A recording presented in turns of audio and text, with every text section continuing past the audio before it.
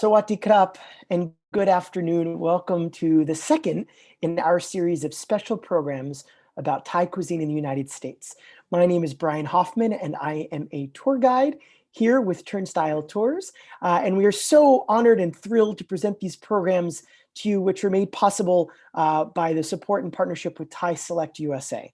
Now, Turnstile Tours, we're a tour company and we focus on providing a true sense of place and connecting people with local organizations and communities and local businesses whose stories have not been told quite as much or documented. And so that's why, of course, we've teamed up with Thai Select to tell these stories of Thai chefs who have influenced and changed the perception of Thai cuisine in the United States.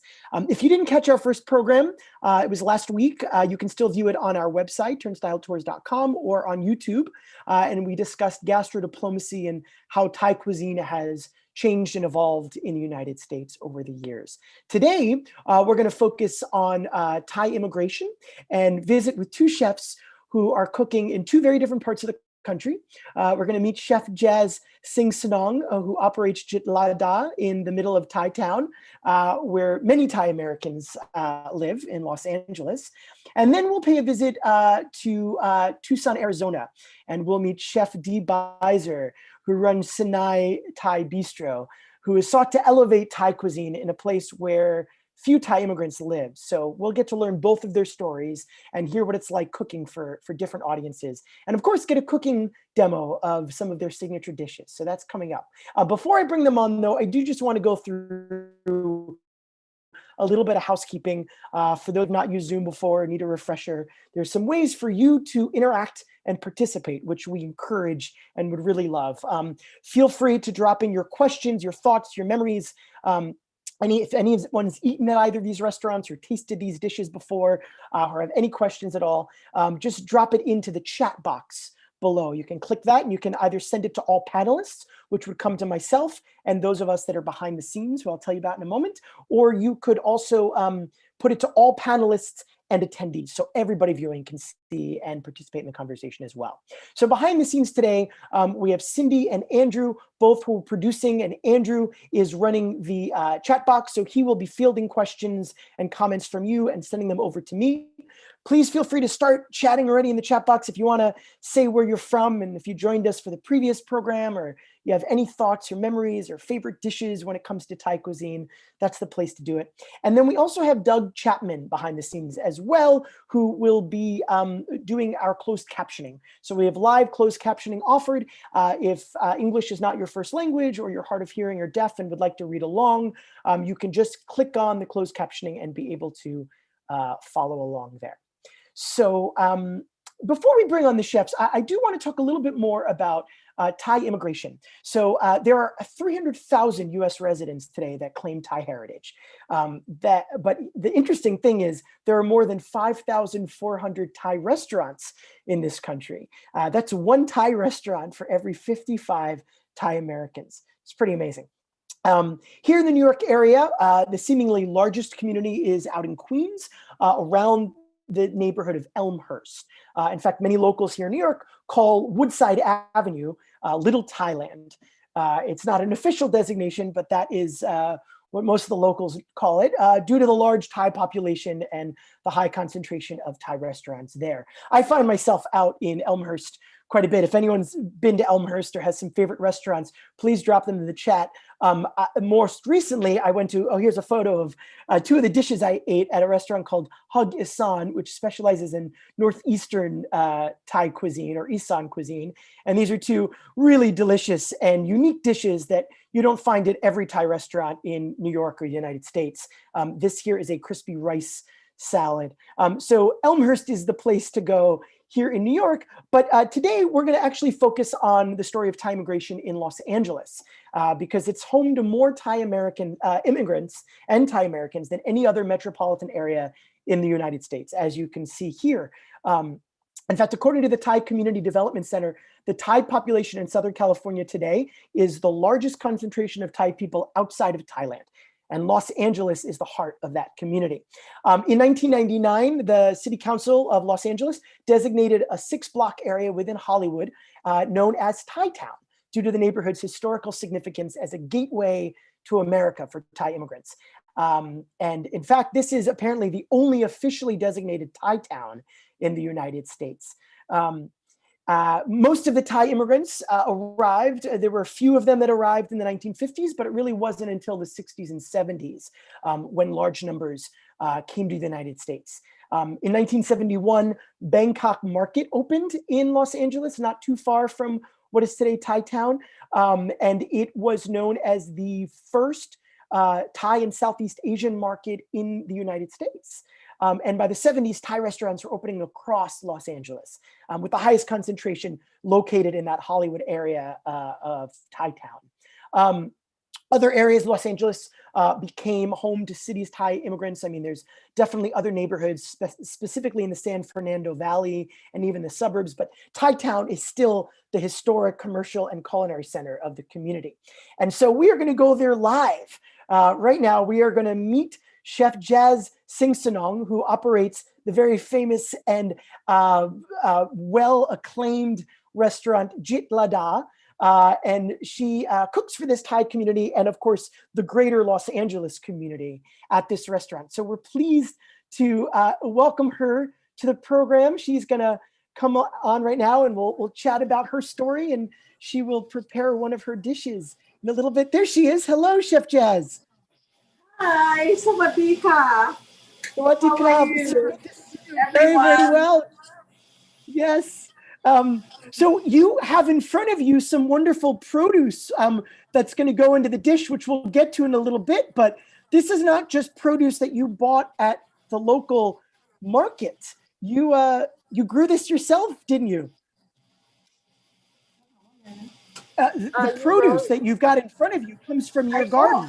I grow all the Thai herb from my garden. You know, if I want to make soup, I just run to my kaffir tree here. This is the leaf that we put.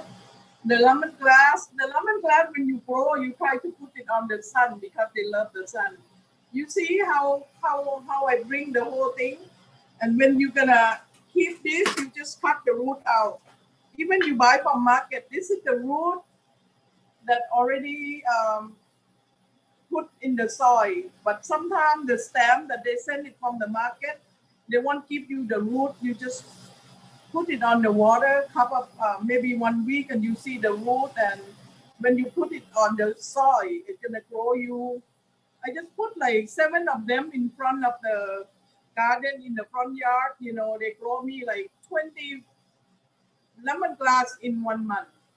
It's very, very easy. You know, if you follow me on my Jack_Sing IGTV, you're gonna see me in the garden every day. And every time that they grow, I cut out the leaf because the stem gonna getting big after they cut out the leaf. And when you're gonna use for the soup, you pound a little bit. To release. And then slide them. You only need 1 stem for 1 order. You don't need to use that much. But this is grow from the garden. That's why it's so soft. But if you buy from the market, it might be harder. And with the kaffir, this is from my garden. I just took the whole thing because they can see how it looks like. Maybe you only use 5 of them. But after you take it out, this is already washed last night, and then you see the middle stem, you take it out like this. And just take sometimes if you don't have time, it's okay, but I always take out the stem at the middle. Yeah. Now, Jazz, when did you start growing your own vegetables? I think I have to thank you, my father, and when he came to America in 1990. When I was young, I growing up with the garden. Everything that we eat, it's so healthy. That's why lucky Jitlada customer. We growing up with pick the fresh vegetable, fresh fish from the boat.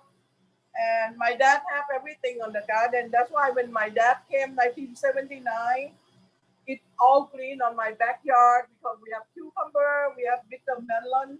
I remember he grew bitter melon next from cucumber, and the cucumber came out bitter. And chili, if you watch the chef show, you're gonna laugh at me because every chili after you cut the seed came out, dry them out on the sun, even 10 seeds, and then throw it on the soil. It will grow you the chili. That's why I have like 100 chili to give away in the past few months. And with the basil, it's not in the ingredient today, but I just show you how I give away basil because we use the leaf and we keep the stem. And I soak in the water 1 week. When the root came out, I put it back on the soil and then bring it back to the customer. And tomato, same thing. This is tomato from my garden. I get like 20 of them this year because mildew coming and all the tomato die because I'm not home. And the kalanka, it's hard to find in America. I'm so proud to show you. Every people that come to film at Jitlada, they always see how kalanka tree look like. And this is the leaf, but we use this part. It's same thing as turmeric and ginger. You just cut this part. This is already cut. It's like this. That's why we call tom kha, because it's kalanga, and kalanga is so good for your body, especially COVID time. You know, you try to save all of this herb. Anyone that loves Jitlada is lucky because all our food is all the killer, the germ. You know, every winter people want to take medication. They call Jitlada penicillin because the food is full of herb, fresh, and not only that, every single dish that you order from us, we cook fresh. And this is the chili look. I have to cut with the leaf because I want to show you like ingredient today. It came from Jazz Garden. Amazing. And you know, sometimes like last night I would do the IGTV and people want to see my garden even in the dark and they can see how much I grow. It's not the big yard, but grow enough to be cooking every day, daily life. And then the lamb juice, usually I didn't bring the whole lamb, but the lamb, I have the big tree that give me like 800 lamb a year and no seed. And the taste of the lamb that I have, it's so beautiful because they like little sweet and sour that it's good for you to cook. And Thai we actually have a question. Thai ingredient today. Speaking of ingredients, Chef, there's a question about if you ever feel like you're limited in ingredients and produce here in the U.S. This question, the person who would ask says that they have a hard time finding sour mangoes for yum mamuang. Is there anything you'd recommend to use instead? Yeah, apple, the green apple, and you squeeze the lime juice on.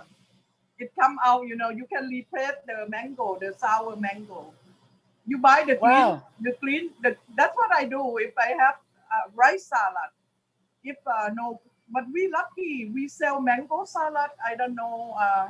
We have to thank you, Sugar, the boss, that she can buy the green mango the whole year because you know, if you couldn't buy in the Asian market, I think Food for Less or Ralph, it's always have green mango.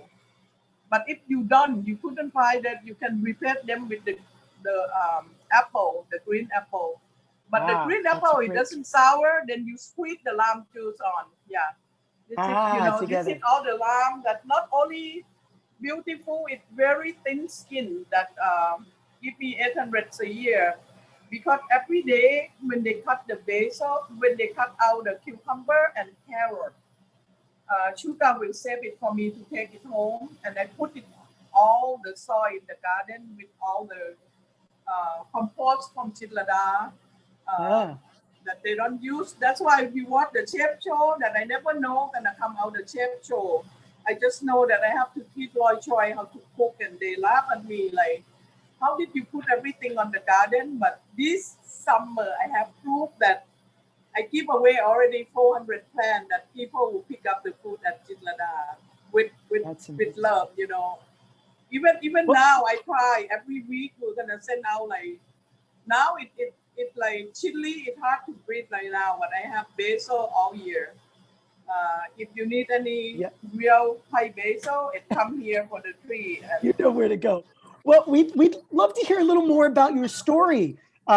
Chef, how did you and your brother come to open up Jitlada? What's the story of the restaurant? okay, my brother have his own restaurant in Thailand. Like he do it for fun, you know, because usually he a traveling guy, you know, he bring the people to island. But he's such a good cook, and people tell him to open restaurant on and off. But he need to come here before my father have cancer and gonna die. And I call all my brother's sister, like whoever wanna met him, because 12 kids in the family. And finally he came up with Sugar, only 3.5 years old. And when she came, she's a friend of my two daughters. They like 1 year apart with Saria and Serene, like 3 year older. And three of them is like three musketeer. They always do things together. And she's so little. She's like almost 4 years old. And she feel like I don't want to go back to Thailand anymore. You know, she run away from her father when they pick her up from little school next from my neighbor. And that's what start Chef Dee to be here, because Sugar crying nonstop. You have to watch the City of Gold to know his story. And then after that, he have to say, okay, I stay. And then Sugar stop crying. That's what he have to run and work with so many restaurants in Las Vegas, in Texas, you know, until one day, Jitlada, I'm a customer of Jitlada 1979. We're gonna put When I we're gonna came put up here, some photos while you're talking. We're just gonna share some photos about the restaurant. when I came to America, this is the only restaurant that sells Southern Thai cuisine. That I can buy rice salad, the dry curry, but not that much menu like we do right now. But I mean, they came from the same town that I am born in, southern of Thailand, in Pak Panang and Nakhon Si Thammarat. That's why when I found out that they're gonna sell this place, I tell Chef Dee, but this place was closed down for 5 months. That means you start from $80 lunch and $200 dinner, and it grow. You didn't even know it grow, because every day you here by yourself. You know, I'm one in the front and my brother at the back to cook.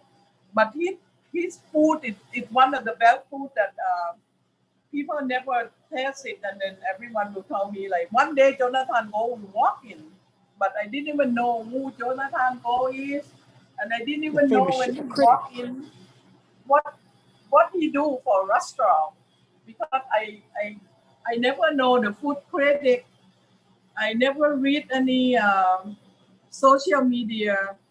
Only thing that I do, I pray every day, like, please let Jonathan Go walk in. And then one day, it's very slow, only one table. And I believe I asked him, did you know Mr. Go? What did he look like? And they asked me why. Because I don't know, people told me if Go come, the people will come. And finally, they were laughing because I asked Jonathan Go who Jonathan Go is. And still I would jump up and down and tell my brother, we're gonna survive because Mr. Go here. But still I wonder how we gonna do for my restaurant. How people gonna come, because who is him? I didn't even know the story until like he showed up couple of times that made me scary. Like what did he gonna do with us? But one night that I remember until now, 2009, I believe. We start restaurant 2006. It take us for a couple of years to see Jonathan Go discover, but the first guy who discovered this menu, his name is Eric M. I think he one of the chow house in what town he in Chicago. Yeah, he would stay in the hotel next from Jitlada. And he said, why you don't translate the menu? And I told him, it's too spicy for American people to eat. But anyway, after he translated, all the writers from Hollywood, they keep coming in and test the food and spread the word. That's what Jonathan Go is the customer in this restaurant before. When he came back to test all like mudfish, like shrimp on the pot. But so many things, if he don't like it, he will tell you the truth. Like this is not come out good, like shrimp on the pot. The noodle is tasty, but the prawn is no taste, like, and it dry curry, it's good curry that he ever have in his life. Like that's why our dry curry that make from southern curry it's so popular because he he write down everything that he think it's supposed to be show off to the world because Jonathan Gold not only the food critic and have food palate, he's one of the top study of every single town that he wrote about. If you watch City of Gold, I want to sit down and hear because oh wow, why he can explain all the food and such a good palate. And I told you forever remember without Jonathan Gold, I don't think we have this day. Me and my brother call him hero. And I still go to the temple and married to him every weekend. Even I didn't go, I will send the food that he loved, like a turmeric fish and the kidney fish curry. It usually not kidney, it's the tummy fish, but we boiling them with the curry. But in Thai language, they call Thai pa. Thai, that means kidney. That's why they transfer. Jonathan Go put one of the best things that you have to eat before you die. But the customer tell me, you die before you finish eating because it's so spicy. But we serve with scrambled egg. But if you go to southern of Thailand, they're gonna have rice salad, kang tai pa, the kidney fish curry, kua king is the rice curry, the rice salad, and the turmeric lamb curry, that's what we call kang leung. Or even today that I'm gonna make coconut soup in southern of Thailand, they will put little turmeric to make it turn yellow. That's why I think Jitlada survive because first thing, the food is so strong taste and all ingredient is very fresh. I and my brother, we not the business people. That's why we never thinking about how much money we're gonna make. Every day we're gonna thinking how people gonna be happy and healthy with the food that we cook.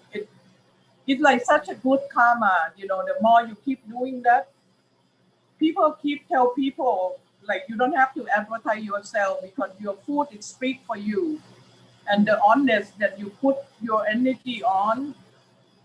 I tell you, I lost my brother 3 years ago.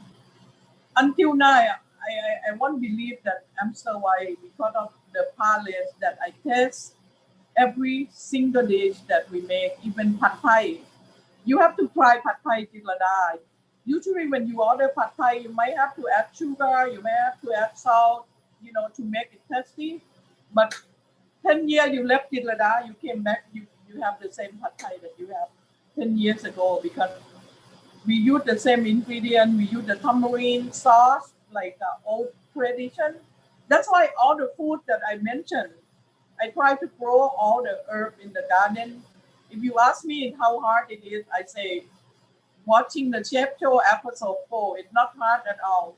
Throw it on the garden. I have first time in my life that I grow papaya because I eat papaya and I throw the seed on the garden. Now I have papaya higher than me, and I may have the fruit next year, to make papaya salad from my garden. Yeah. It's fun to follow me on the garden because I show you what did I grow the chili from the scratch and everything that you need to know. Follow me on my Jazz IGTV because every day I'm already 65, turn 66 soon, and all my home cooking. I always tell my daughter, you live with me 20 years, nobody learned how to cook.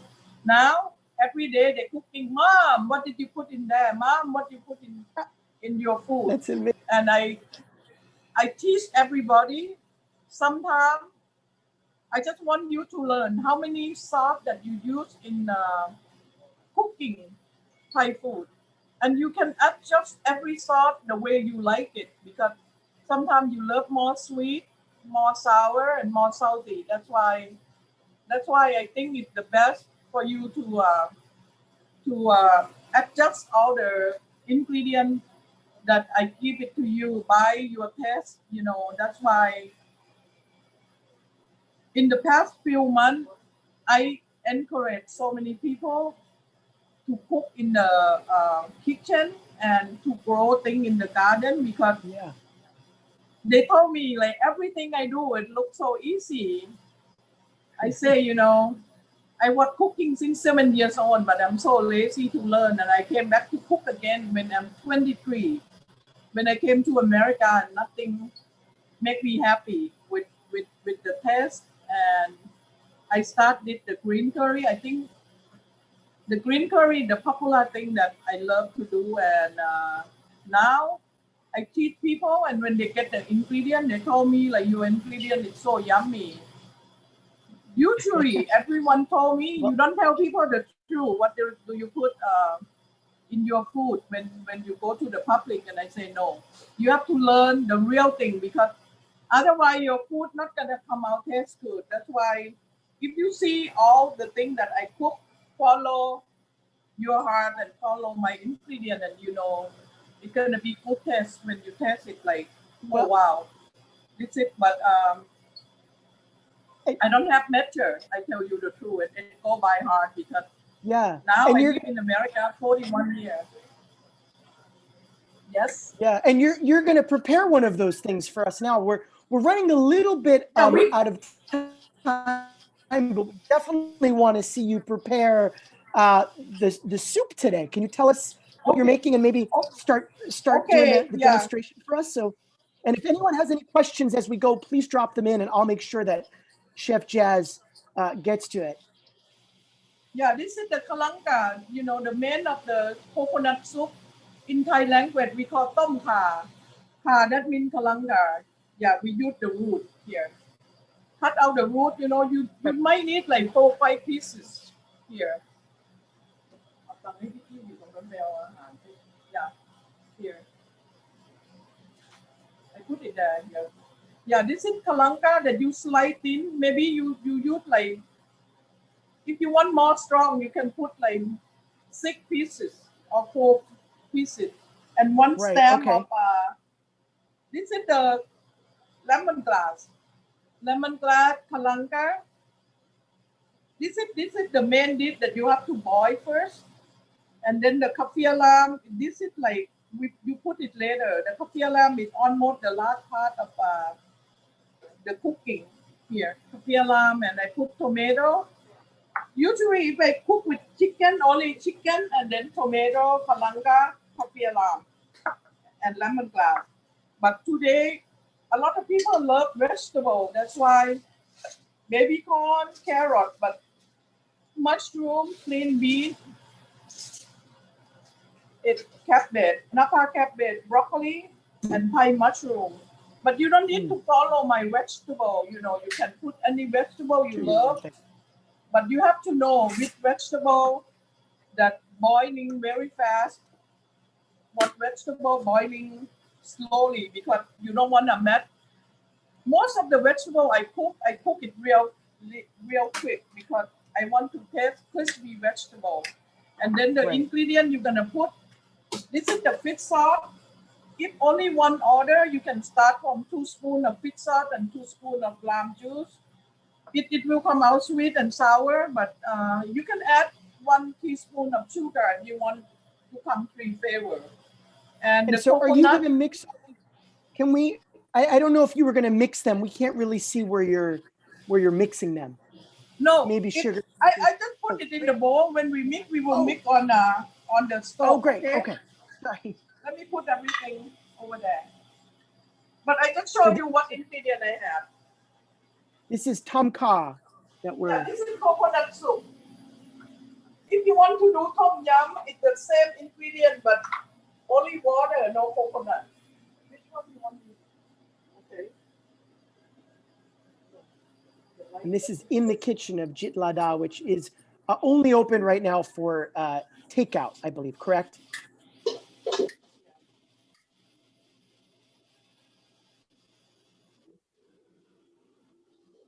In normal times, this probably would be a very busy kitchen.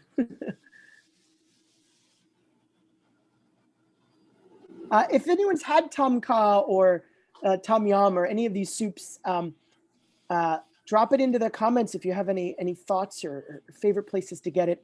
Oh yes, and I was just corrected that Jitlada is not open on Mondays, which is why the kitchen is quiet. But I do know that the restaurant is not open currently for dine-in due to the current situation, but hopefully soon.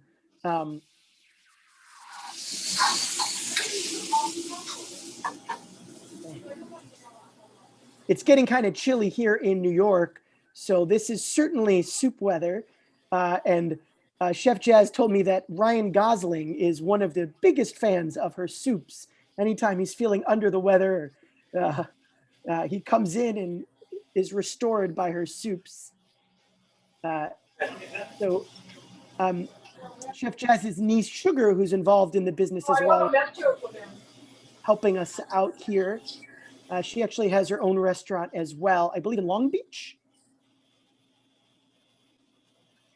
Some coconut milk, So looks like. usually when you put coconut on, you have to check a little bit because the thick coconut is on the top and the water under.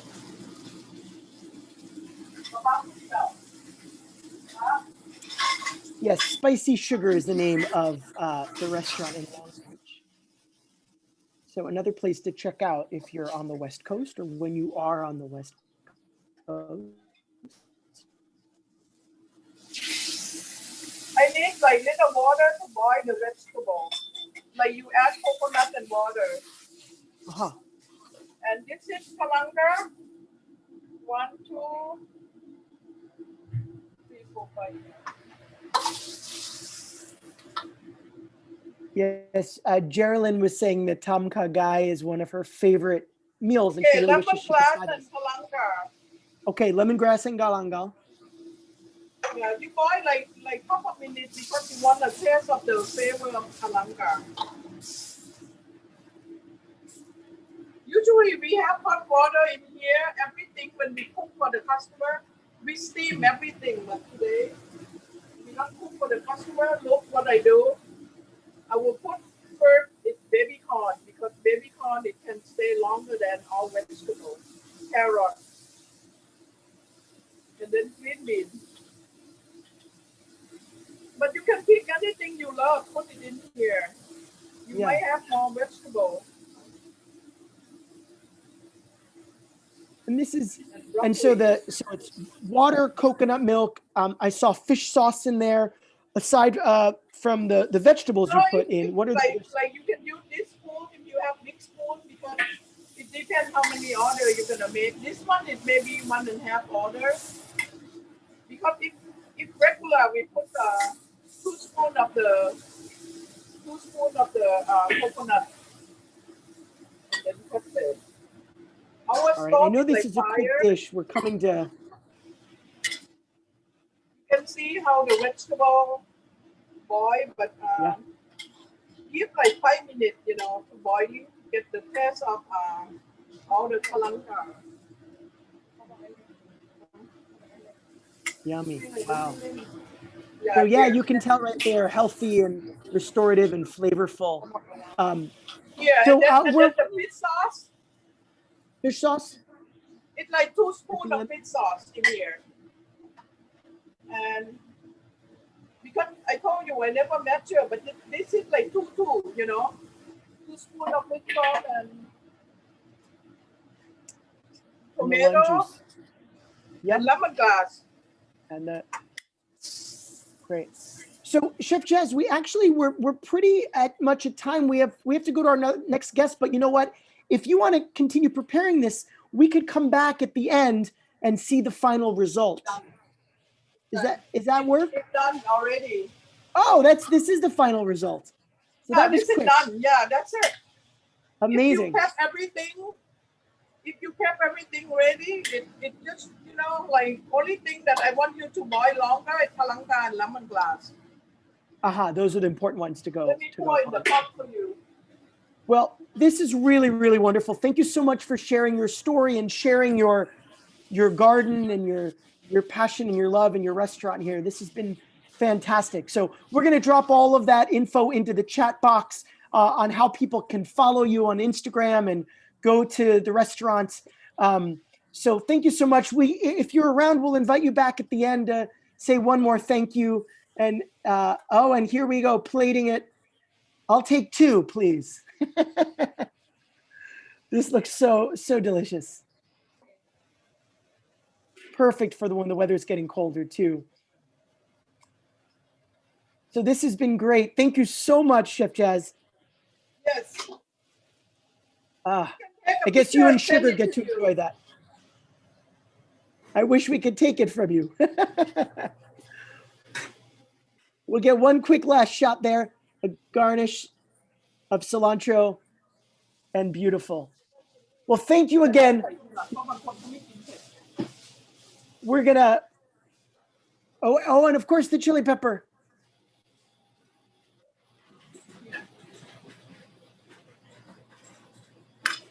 And there it is.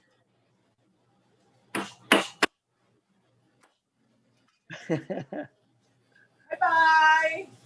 Thank you so much. Really a pleasure. So thanks so much to Chef Jazz and Sugar at Jitlada. Fantastic. Now we're going to move over to a different part of the country. We're going to go to Arizona, to Tucson, where we're going to meet Chef Dee Buizer, who has Senae Bistro. And we're going to learn about her ingredients as well. And hello, Sawadee krap. Sawadee ka. Good to Sawadee see you. ka. Welcome to Senae Thai Bistro. Yes. Thank you so much for having us. We're in your dining room now, but I know you've got a dish that is going to take a little while to prepare. So can you maybe walk us through the dining room into the kitchen? Yes. Yes. So I just wanted to welcome all of you to my dining room. Let's go. And then I will start cooking my duck dish. I love eating duck. It's so hard to find a good duck dish in Tucson. Yeah, well, so you made it.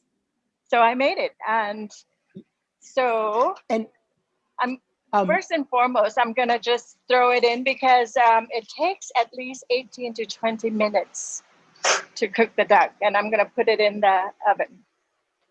So hold on, okay? Sure. Go Now, ahead, I know you Brian. You were expecting a delivery as well. I don't know if that was able to come through. Yeah, she'll be here in just a few minutes. Great. Okay. Well, when she arrives, we'll talk more about that. But Senae Bistro, I'd love to talk about the name there because that is sort of coincidentally a word in Thai, isn't it? Yeah. So I was trying to come up with a unique name for this restaurant.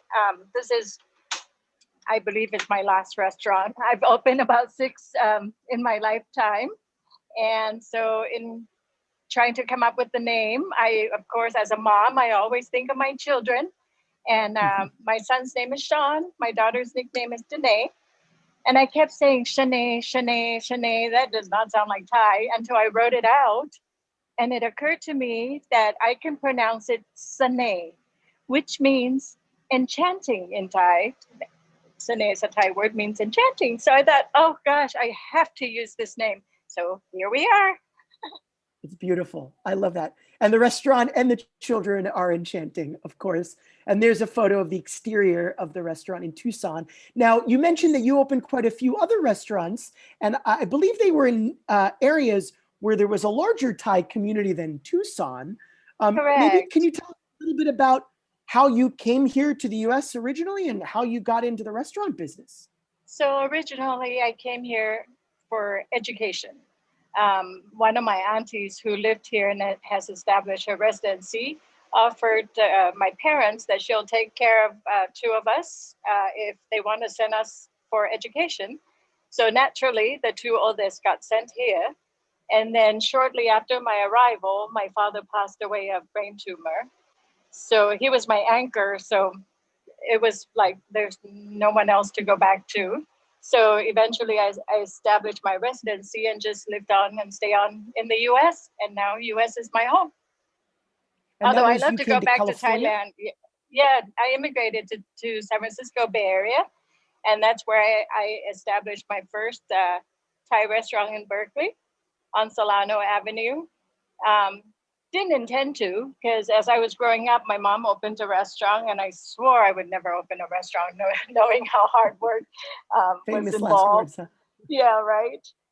But as an adult, I was entertaining friends all the time. At one point, I was serving 26 dinners in my little tiny apartment. And I thought, okay, guys, this is your last free meal. I'm going to open a restaurant. So my sister was working in a Thai restaurant, and she kept saying, once I graduate, I'm going to open a restaurant. And I looked at her and asked her, why then are you going to the university? She said, well, I just want to open a restaurant because Thai food is becoming very, very popular. And she was right. In the 80s, it was growing in popularity.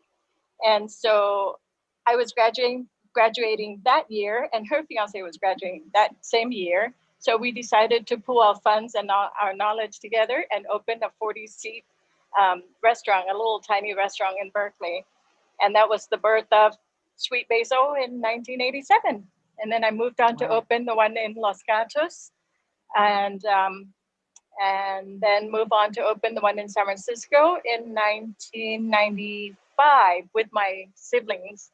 And the San Francisco restaurant is still there to this day, managed by my brother. The four of us have gone through college for different degree, international marketing for me. My sister is in marketing. My brother is master's degree in architecture.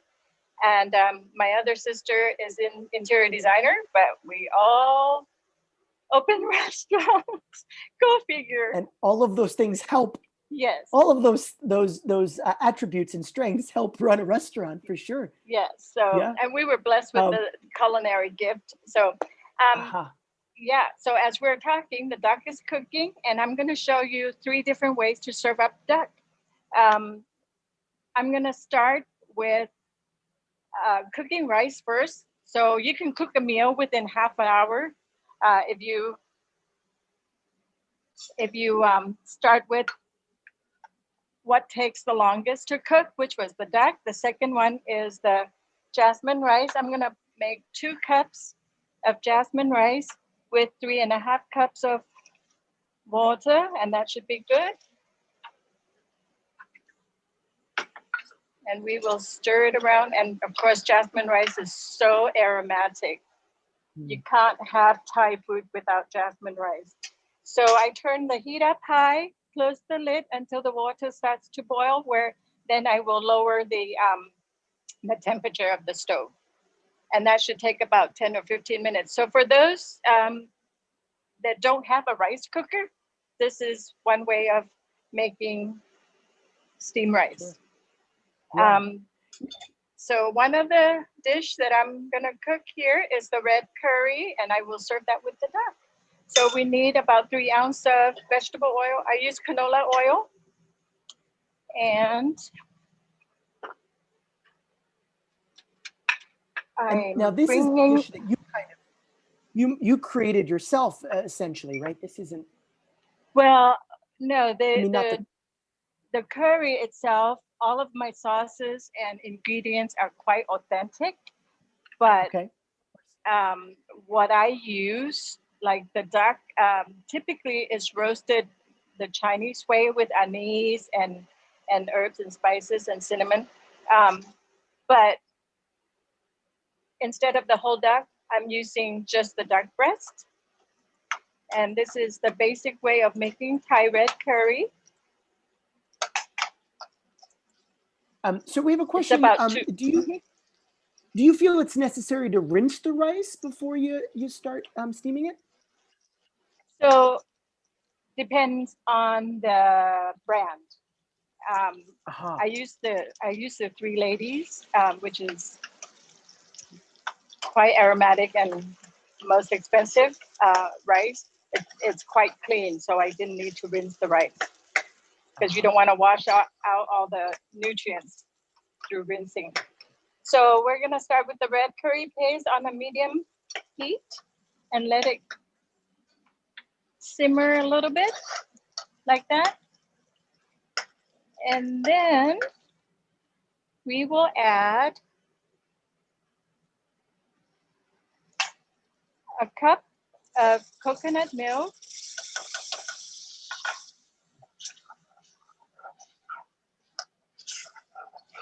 I feel like I can smell it. Oh, it's so aromatic. It's Yeah, wonderful. I'm sure So, you can. Yeah. So we're gonna leave that simmering, and then, oh, hi, Blue. I see Blue over there. Ah, so this is the delivery we were hinting at. Yes. So much like Chef Jazz, Chef Dee has a direct source to many of her vegetables and herbs that she uses, right? Yes, but with my blackest thumb, I can't grow anything worth. so in collaboration with the in collaboration with the University of Arizona Community Garden Program, I'm working with Miss Blue Baldwin. She's the director of the garden at Manzo Elementary School, which is only a mile down the road, and she grows morning glory pakbung specifically for us. And this is so rare in Arizona. The closest place to find pakbung is I have to go to Los Angeles to buy it. Okay. Oh, wow. So this seriously, amazing. nobody sells this anymore. So this is just so fantastic. And she also grow holy basil for me.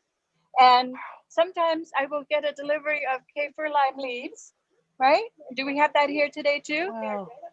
Okay. I will put that into the curry because that's a huge part of the curry dish. Okay. Yeah, if you could just leave it down here. Yeah, well, this is amazing. And we're going to share some photos of the school's farm as well. I know we've got some photos here. And so Yeah. it's the Monzo Elementary School, right? Yes, you can ask Blue away. Yeah. So I guess tell us a little bit about the program. I mean, we'd be great.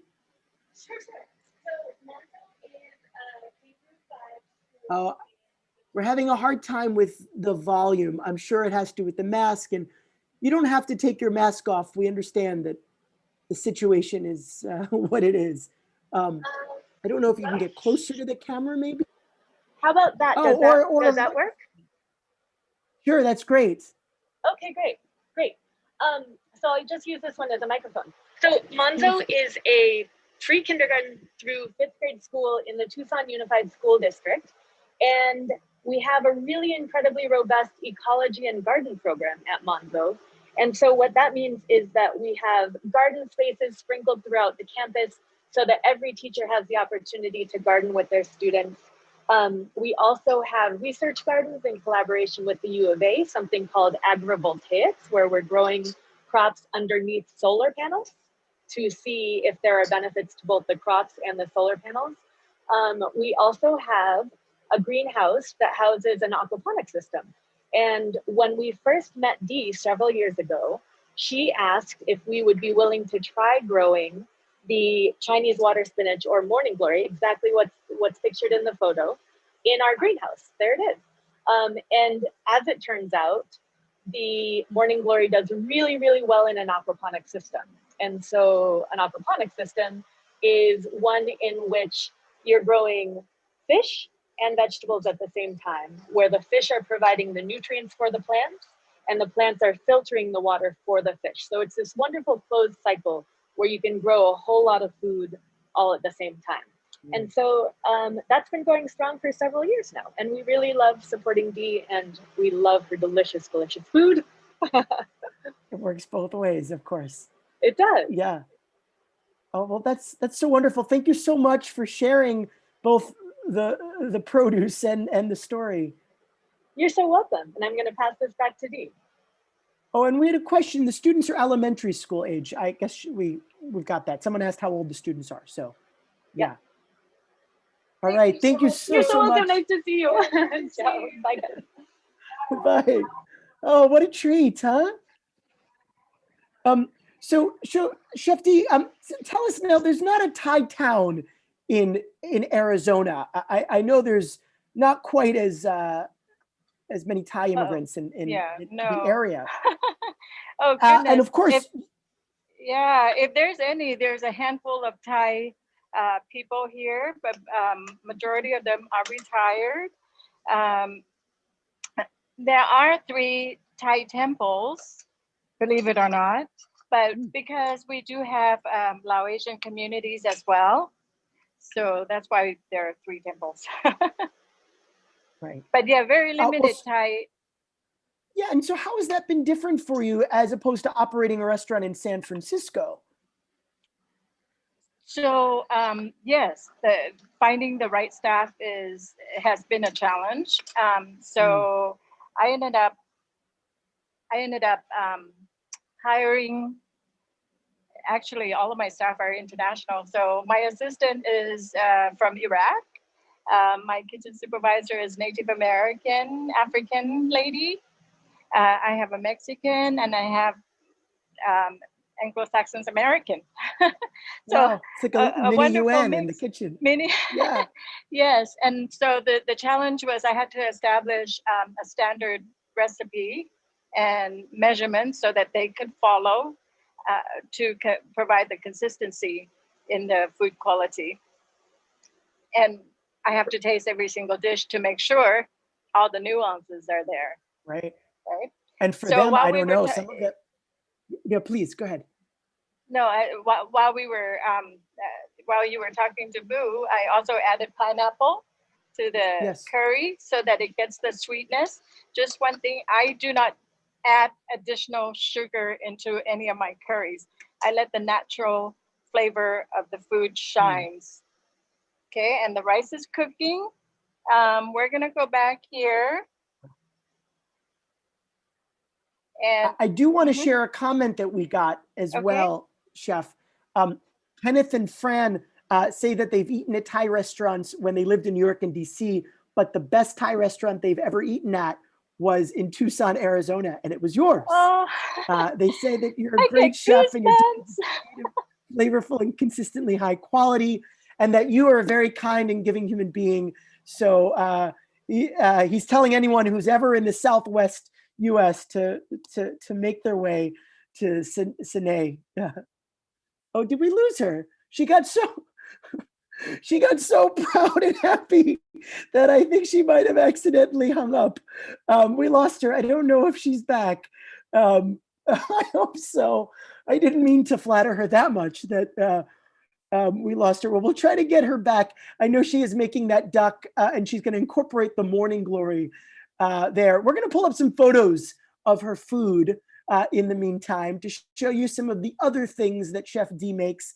I know Chef Dee is originally from Bangkok, and I was hoping she would talk about all of these dishes. I'm afraid I'm not sure I know the name of all of them. I think there are a few others that I know. There is a beef dish here and a salmon dish that she had mentioned. Salmon wasn't as traditional in Thailand up until more recently. I imagine that people behind the scenes are trying to get a hold of Chef Dee as we speak. Hello. Oh, she's back. Hello there again. We go. We lost you. Sorry, I don't know that's what okay. happened. I think the camera's a little sideways. We'll get it. Okay, I just want to make sure. Oh. So I don't know if you're able to turn it at all. Well, this is better. Here we go. Perfect. Yes, I was saying, I think I flattered you so much. You got so happy that you accidentally hung up. So we're glad to see you back. Thank you. Sorry, internet. No worries. We understand, it happens. So where are we in the cooking process? Yes. So the duck is still being cooked. I'm about to prep the morning glory. So I'll just pull a couple of stems. How beautiful they are. See? And then the way you cook it tastes like spinach, but these stalks are crunchy. So Wonderful texture. So you want to make sure that when you just plug it, it has that snap, crackle, pop sound. That means that it won't be fibrous, and it will taste Now, beautiful. for those that are not growing their own or able to do business with manzo, this is something you can certainly get at many Southeast Asian markets. Not in Tucson. Not in Tucson. So it depends. Nobody sells right? this in Tucson. So that speaks. So sometimes when we get, yes, major challenge, but sometimes when we get abundance delivery, I will post on the Instagram, and I do sell it raw by the pound or by the ounce. You probably don't need a whole pound, but yeah, so so that I can share this wonderful organically grown water spinach. So anyone near Tucson that'd like to prepare their own dishes, you know where to reach out. Yes. We were sharing some photos of some of the other food that you create. I'd love to hear more about the concept of the restaurant as well.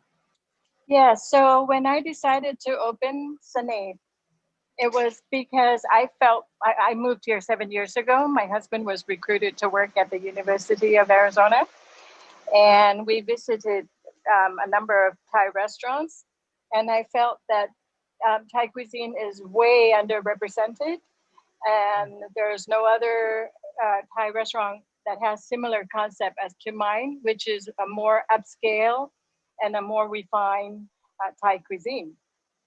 And so I decided, you know what, let's do it. Let's open one, and then we'll go from there and see how well received we will be. And we were so well received from day one. And I just want to thank you for all of my customers who supported us from day one. And we're going on our 4th year now. And we're still here, COVID and all, and we're ready for you to come back to visit us. Our dining room have been set up with 6 feet social distancing minimum, 6 feet, and all of our staff wear masks, and we sanitize, we check temperature. We're ready for you. As you can see, my kitchen is super clean. My dining room is super clean. So people were commenting on that in the chat box. Absolutely. Yes. Yeah. And so there's some outdoor seating, but also limited capacity inside, as you had mentioned. Yes, that is a wonderful program that the Pima County and the Downtown Tucson Partnership came together and help us promote outdoor dining as a more seating area since our seating area has been so limited. The county offers a grant for us to design or buy whatever furniture, whatever we need, up to $5,000 that we could set up our outdoor seating. So thank you, Pima County. Thank you, Downtown Tucson Partnership. You guys are awesome. And so that's how, and the city, can't forget to thank the city who approved us for setting up the tables and chairs outside. Wonderful. Yeah. And can you tell us a little about some of your other dishes that are sort of favorite signatures? So okay, let me finish up with this curry right here. So you see how creamy the curry is after simmering? Yeah.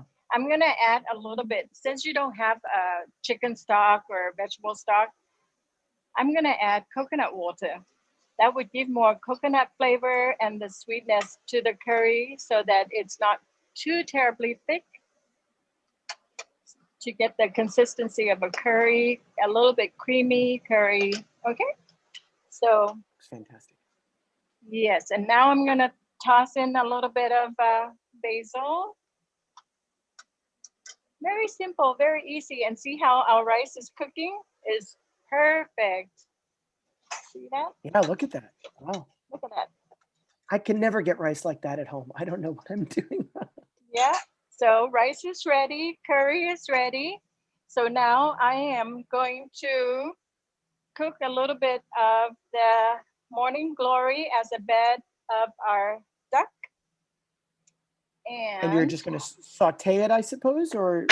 Yeah, I'm going to wok fry the morning glory. Okay. So in Thai, it's called Pak Bung Phai Dang. So Phai Dang, Phai means flame, Dang means red, the red flame. Pak Bung is the morning glory. We're going to toss in here and cook it within seconds. Wow. But before I do that, I'm going to smash a couple of these garlic. And for those that have never tried morning glory, can you tell us about the flavor? How does it? It tastes like spinach.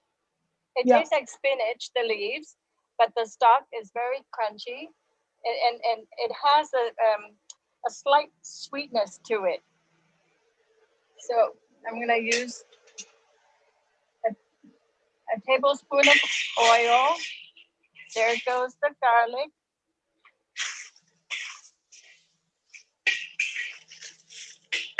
And then I'm gonna add a little bit of the stir-fry sauce. Secret recipe, I suppose. Yes. Okay. I won't ask anymore. See how fast that was? Now at home. Oh, that's it. Wow. Yeah, at home you'll probably need to heat up your pan very, very hot until it's steamy like this, and it will take you just a little bit longer. Right? So there's the bed of the morning glory, and I'm gonna put the duck right here once it's done. But meanwhile, I'm gonna make the duck sauce, which comprises of chili puree, pig pao. We make our own because the pig pao that comes in the jar that is available to us has shrimp paste. And we use pig pao for our tom yum soup, tom kha soup, and for the duck. So we have so many vegan customers. So we decided to make our own and leave out the shrimp paste. So this is very fresh roasted chili with lemongrass and tamarind. And so all the flavor is in there. And I'm gonna reach out for the oil again, a little bit of oil. And you know, you don't have to use this sauce just for the duck. It could go on a steak, it could go on pork.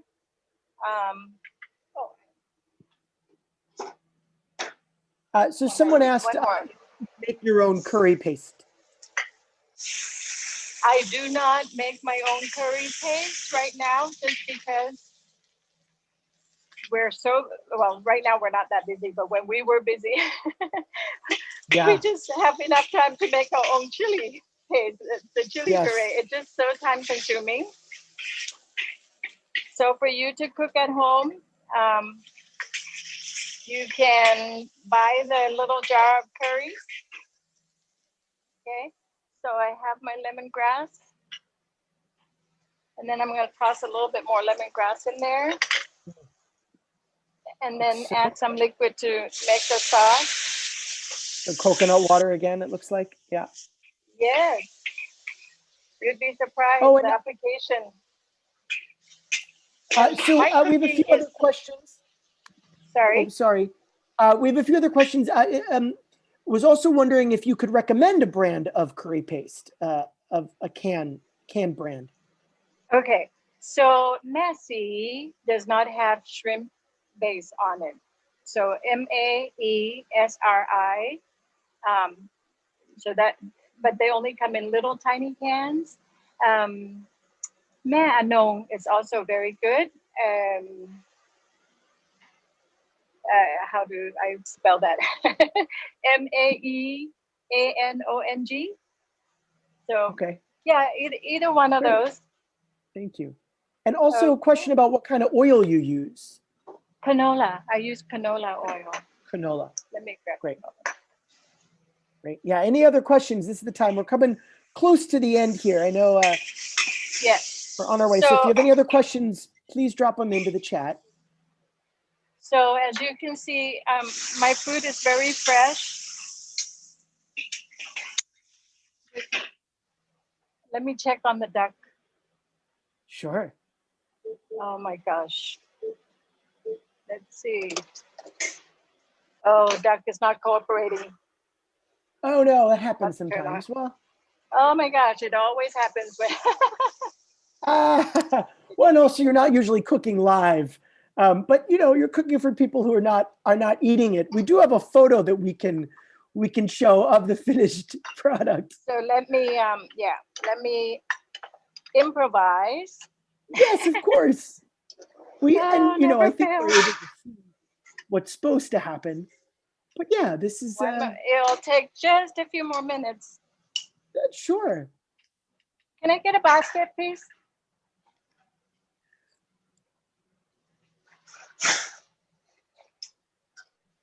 I'm sorry. You know, no, that's okay. That's part of cooking is, you know, things don't always work out exactly how you want. They're cooked fresh. They're not made in a factory. This is sometimes it works. Sometimes you got to do it again, or you got to take a little longer, you know? So Yeah. that's all right. And I know duck takes quite a while sometimes, Yes. but this it is does. really, really wonderful to see the cooking and the ingredients. And it's really an honor to be in the kitchen of both of these restaurants. Thank you. Well, it's an honor to be on this show, and I want to shout out to Thai Select for sponsoring this program. Yes. And yes, very Thai grateful. Select has put us on the map in Tucson, especially being the city of gastronomy. It means a lot to us that we were chosen as a Thai Select restaurant. Yeah, can you tell us what you mean by city of gastronomy? So Tucson was selected as city of gastronomy by the UN, designated as a city of gastronomy in 2015 for a few of our restaurants used the native seeds, native ingredients, and incorporated into our cuisine today. And just one more tidbit that Phuket is also a city of gastronomy and was designated the same year as Tucson did. So we're hoping to become the sister city of gastronomy. Sister cities. Ah, wow, that'd be incredible. Yeah. Yes. Well, we're you know, we also could pull up some photos. I know we have some photos of some of your other dishes, Yes. just so people could see how beautiful some of your food is. Yeah, please do. Why don't we do that? And we're gonna soon. We're just about wrapping up here, so we want to see these photos, and then if the duck works out, that's great. If not, we'll get a photo of it. So this is a. So that Chef, is hammock. Yes. So hammock tele. It's my version of serving hammock. Traditionally, it is served in a banana tray, but because that is so difficult to come by, my creativity step in, and I use acorn squash, and I bake acorn squash first because that takes about half hour to bake a squash, and then I would cook the ingredients, the seafood, into the red curry, and then stuff it into the acorn squash, and then steam it for the final touch. So that's a hammock tele. Yes. And that's seasonal, only during fall season, which is around the corner. Yes, indeed. And I know this is traditionally in a betel leaf. This dish here. Yes, that's miang kham, my favorite appetizer of all time. It's very refreshing and robust in flavor. Roasted coconut, lime, ginger, chili, peanuts, and pomelo, wrapped in a betel leaf traditionally. But to help save time here when we get so busy, I decided to be a little bit innovative and put it in a fresh roll. So it's rolled in the rice paper and then serve it like that. As a special, we don't always have it. Another creative dish that I came up with is a pan-seared scallops served on a bed of tempura battered eggplant glazed with the green curry. It was so well received. It's phenomenal. Looks amazing. So I'm about to plate. So this is, I think, a photo of the duck that you're about to plate. So let's go back to Chef Dee, and we'll see the end result here. So I'm making the duck curry right now. Wow. And let the curry run down. And you serve it in the pineapple there as well, is that? Well, you know, because when you use the Sometimes. fresh pineapple, you carve it out. Might as well use the shell and show it off, Absolutely. right? Absolutely, yeah. And then we're gonna. So this is one of the way to present it. Let me grab my other ingredients. And you want to give it some color to pop. And then we'll use the rest of.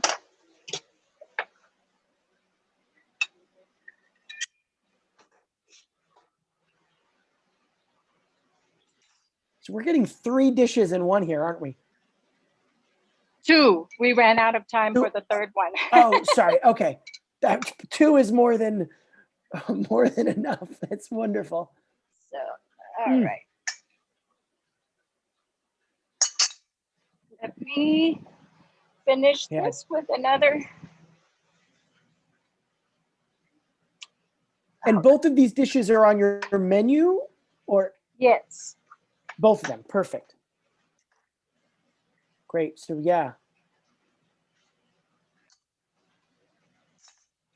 Oh yeah, and also we should mention that I see we dropped it into the chat here that you guys are about to open for customers. So we are a pre-service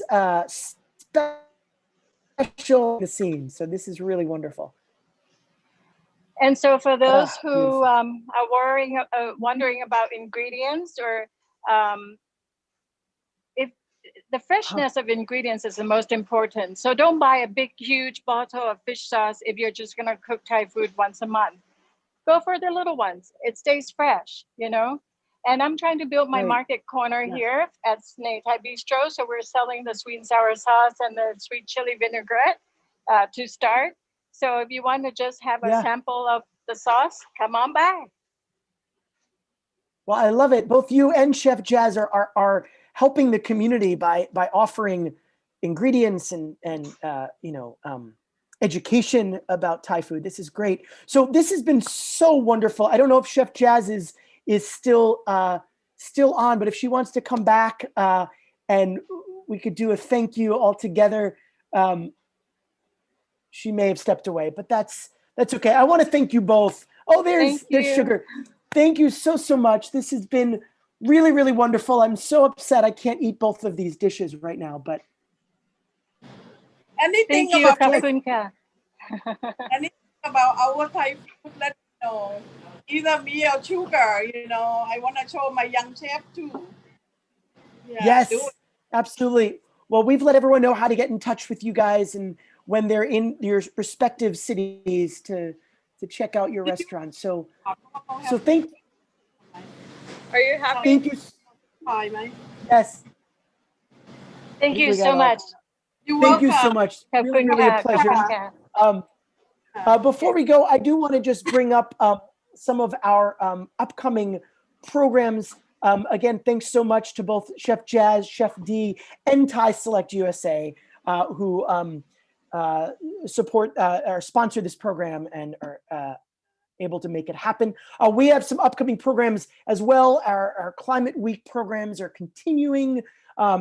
Tomorrow we're doing a program about sustainable woodworking. And then on September 24th, which is later this week, we are doing a program about what Prospect Park is helping to tackle climate change. And then September 26th, we're going to be doing this program about cycling for all New Yorkers, about adaptive bicycles with the company Adaptability. And then on October 4th, we're going to be doing a social distancing walk with photographer Sean Carroll. And then, as I mentioned, we have other Thai programs coming up all about Thai food in the USA. again in partnership with Thai Select USA. So next Monday, we'll be back specifically talking about 2 of the 4 distinct regions of Thai cuisine, talking about the northern and southern cuisine. And then the following week, Tuesday, October 6th, although we've talked a little bit about it today on this program, we're going to go even further in depth with how to cook and source Thai ingredients. 2 different chefs will be featured on both of those episodes with cooking demos, so be sure to sign up for those as well. So I want to thank you all again for joining us today. My sincerest thanks again to both chefs and Thai Select USA, and thank you all for your support and for joining us. And we will see